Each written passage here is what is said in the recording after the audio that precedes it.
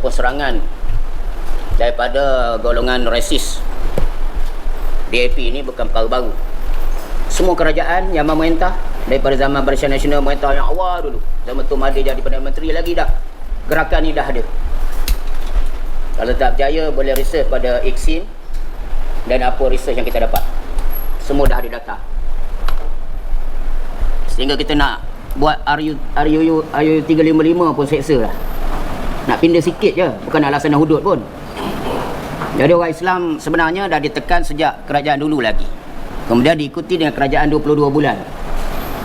Apabila kerajaan 22 bulan mengambil alih, maka terjadilah kelonggaran yang begitu terbentang luas, sehingga berbagai-bagai lagi isu penghinaan kepada Islam, raja dan orang Melayu, sehingga kita menggerakkan gelombang rakyat pada waktu itu. Jadi sebab itu juga benda ini berterusan. Cuma mungkin di zaman kerajaan PN ni musim Covid, jadi berperang dengan Covid lah lebih banyaknya. Tetapi bila kerajaan ni dah bertukar kembali kepada kerajaan yang senada dengan rentak 22 bulan, jadi kita tak tahulah pula bagaimana ketegasan yang dia nak dibawa. Saya difahamkan dulu kami hanya jadi pemerhati dulu, sebab kita tak akan berani bantah dulu, sebab kita nak lihat dulu apa yang dilakukan oleh kerajaan yang memerintah pada hari ini. Dan sekarang dah lebih setahun kerajaan kita dah memerintah, dan kita perhatikan banyak juga kelompongan yang berlaku, termasuk kemasukan konsert-konsert liar, konsert-konsert budaya hedonisme yang ditanamkan kepada muda-mudi rakyat negara kita, seperti Coldplay, Blackpink, konsert 1975 dan sebagainya, yang membuka ruang kepada pengaruh-pengaruh LGBT. Tetapi yang kali ini Allah tunjukkan juga, walaupun dia disuruh sebentar untuk tidak menonjolkan diri, hari ini dia dah keluar dah daripada lubuk dia. Jadi perangai lama akan berulang kembali. Jadi sebab itu kita di peringkat NGO sedang memantau benda ini, dan kita membuat check and balance. Sebab itu kita ingatkan, kita bersifat check and balance di semua kerajaan, bukan kerajaan yang ini saja.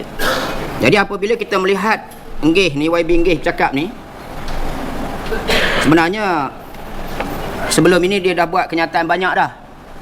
Antaranya Nggih buat kenyataan mau padamkan Perkataan Islam pada kad pengenalan 137 orang asli. Ya. Juga ko Nggih ni ada mahu umat Islam menghormati hak saudaranya untuk murtad. Ini semua isu-isu sensitif ni. Dan sehinggalah kini supaya melantik pakar kononnya dalam hal ehwal berkaitan dengan syariat Islam di dalam DUN. Begitu juga kita lihat, bukan hanya Nggih ni saja, termasuk juga dalam isu tulisan Jawi.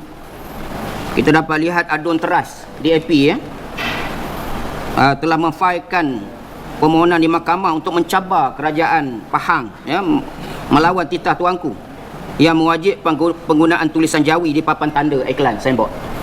Fail mahkamah, fail balik titah sultan. Jadi kita tak heran, tak ada tindakan. Kalau isu tanah lagi lah, sekarang dah menuntut sampai ke parlimen menggunakan suhakam supaya 500 penceroboh akan diberi geran. Jadi ini semua adalah banyaklah lagi. Kalau nak cerita bab ucapan-ucapan mereka ni, sebenarnya kalau ni kumpulkan dah muka berpuluh-puluh, dah terlampau banyak. Persoalannya yang kita nak tanya kepada pihak keselamatan, kalaulah MB Kedah tersasul dalam ucapannya berkaitan dengan Sultan Selangor, terus pukul 3 pagi serombongan polis mengambil tindakan dengan tegas. Jadi yang ini dah banyak kali dia buat statement yang menggugat 3R.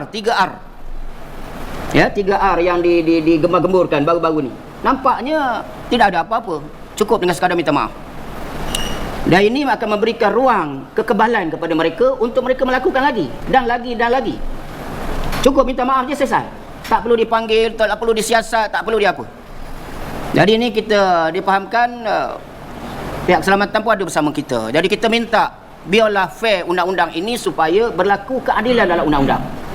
Sebab itu kita menuntut supaya Akta 3R ini, pemimpin ni kena disiasat terus di bawah Akta Sultan 1948 dan juga 3R mesti diambil tindakan. Kalau Menteri Besar Kedah boleh diambil tindakan, cuma tersasul saja bercakap, apa hal yang benda yang berkali-kali dikeluar kenyataan yang menggugat Islam dan perasaan kaum agama yang dijamin dalam perlembagaan agama persekutuan agama Islam ini dicabar dan dirobek-robek, sedangkan tidak ada tindakan yang tegas dibuat.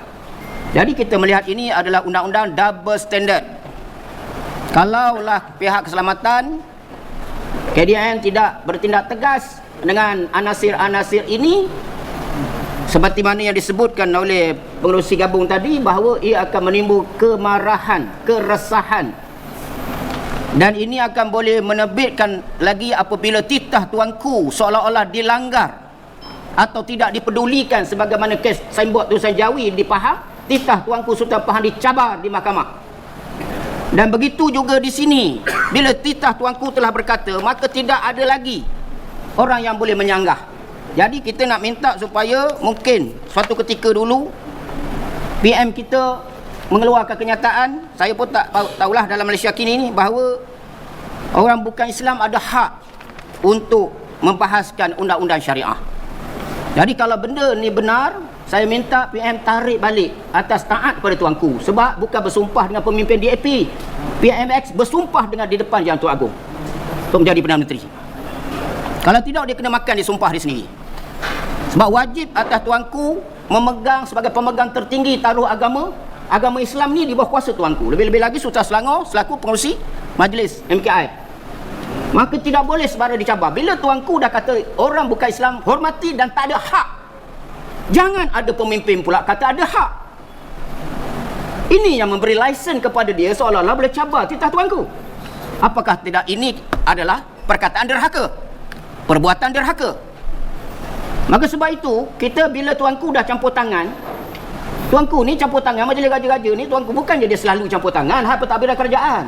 Biasa PMX dengan esko-esko dia lah buat apa menteri-menteri dia. Tetapi bila dah menggugat hak tuanku sendiri, hak agama yang dia sumpah sendiri, hak rakyat beragama Islam yang wajib tuanku pelihara dan jaga, maka tuanku kena bersuara. Kalau tidak, dia bersumpah, dia dituntut oleh Allah terhadap sumpah dia nanti. Maka oleh kerana PMS dan menteri-menteri yang nak menjadi menteri akan sumpah depan tuanku dengan nama Allah, wallahi wabillahi watallahi, untuk menjaga agama bangsa dan tanah air ini, maka mereka wajib menunaikan sumpah dia. Jangan cross apa yang tuanku dah tegaskan. Dan ini yang kita minta. Akta yang 3R itu jangan diguna untuk kepentingan politik sebagaimana dulu ISA pernah disalahgunakan. Kita tak mau buat akta untuk orang tertentu, lepas tu orang tertentu lepas. Ini akta apa? Begitu juga dengan titah tuanku. Kita semua diajar taat kepada tuanku.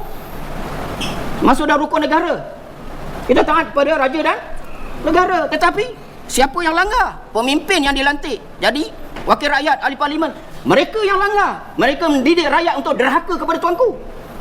Sebagaimana Adun Teras terang-terang cabar titah tuanku di Pahang, di Raub. Jadi sebab itu kita tidak mahu benda ini berulang, kerana dia bukan saja melanggar dari segi agama, tapi raja-raja Melayu sebagai payung agama kita, payung negara, payung negeri, dan undang-undang di dalam dun-dun dan juga di parlimen yang berkait dengan Islam mesti dibahaskan oleh orang Islam di bawah kuasa tuanku Majlis Raja-Raja Melayu sebagai pemegang tertinggi, pemegang taruh agama. Tidak perlu melibatkan pakar yang kata pakar apa. Tak ada pakar, kita pun tak pernah campur hal agama Buddha lah. Ada orang Islam, pakar daripada orang Islam pergi campur hal perundingan agama perundangan agama Buddha. Ada campur perundangan agama Kristian. Kita tak pernah campur hal agama lain. Tetapi mereka senang-senang aja nak campur semua urusan kita. Bahkan ada masjid-masjid yang memanggil orang bukan Islam duduk menyampaikan bantuan di rumah Allah. Kita tak boleh ajar begitu, kita tak boleh didik, sebab kita dah di-separate bidang melalui perlembagaan negara. Hak kita lakum dinukum waliyadin. Agama kamu, agama kamu. Agama kami, agama kami. Kita tak mengganggu masing-masing. Jadi sebab itu kita nak di atas nak keadilan undang-undang, kita nak minta enggih ni tolong pihak polis tangkap. Dan siapa saja pemimpin DAP lepas pada ni, dah bukan DAP sajalah, yang bukan Islam, yang mengganggu hak orang Islam, mengganggu atau cuba dahaka pada raja, tangkap dan dakwa. Ini tuntutan kami. Terima kasih.